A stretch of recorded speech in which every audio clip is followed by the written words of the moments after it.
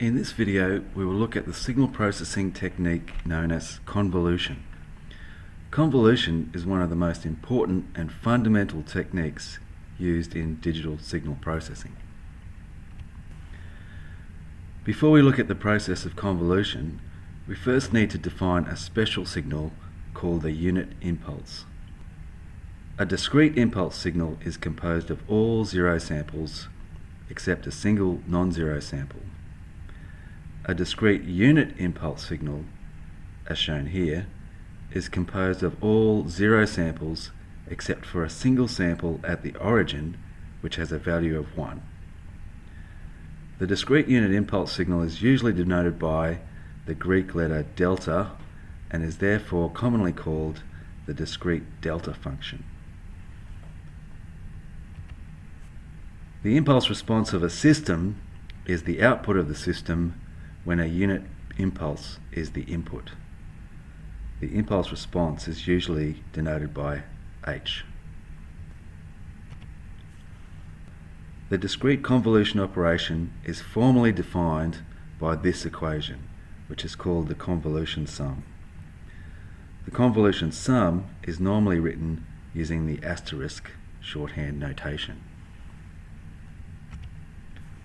In typical applications of discrete convolution, f of n usually has many fewer samples than g of n.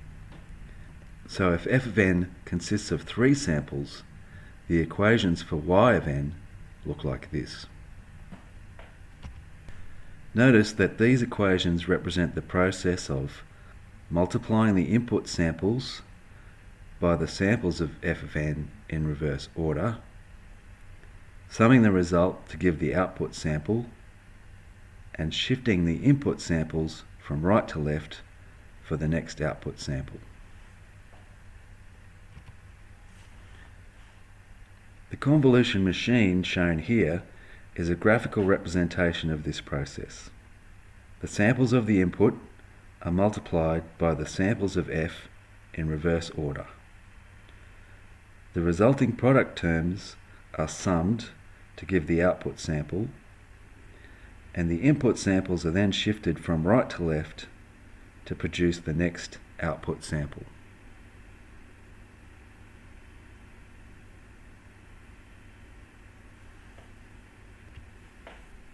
Notice that when the convolution output is y0, the required input samples are x minus 3, x minus 2, x minus 1 and x0.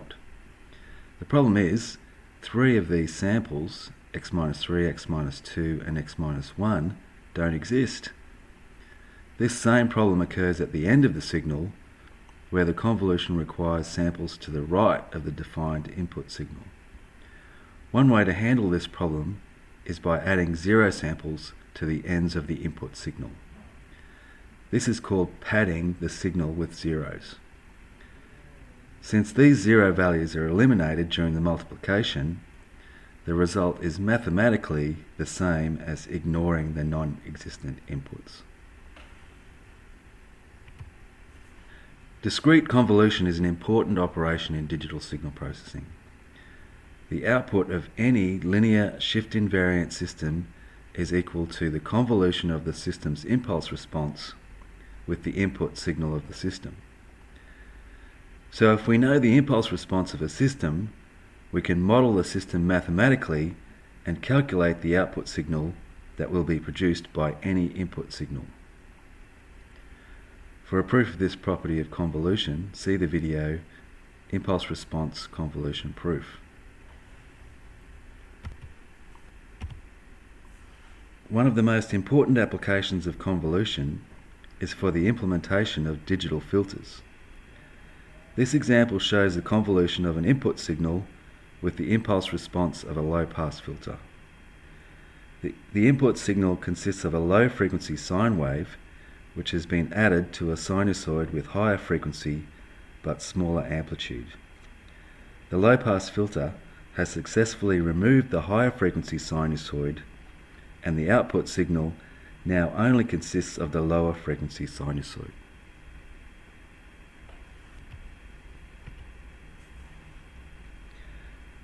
This example shows the convolution of the same input signal with the impulse response of a high-pass filter.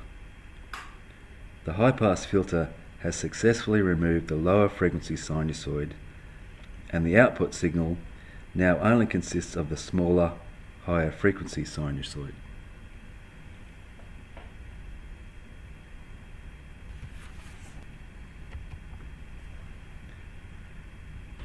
This example shows how the process of correlation is used for a procedure called matched filtering.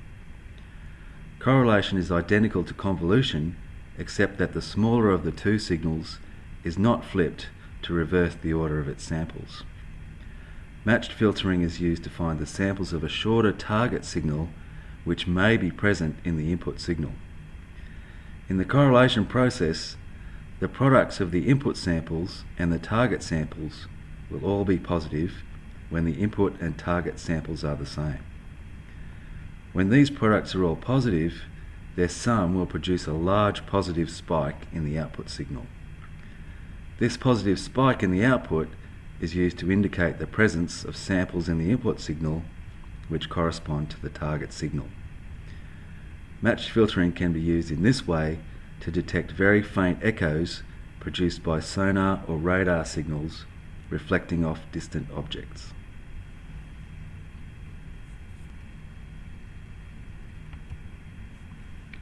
In this example, noise has been added to the input signal containing the target samples. The matched filtering process is still able to detect the location of the target samples even when the input signal is heavily distorted by noise. This property of matched filtering allows very faint signals to be detected even when large amounts of background noise are present in the received signal. A more detailed explanation of convolution can be found in chapters 6 and 7 of the Scientist's and Engineer's Guide to Digital Signal Processing.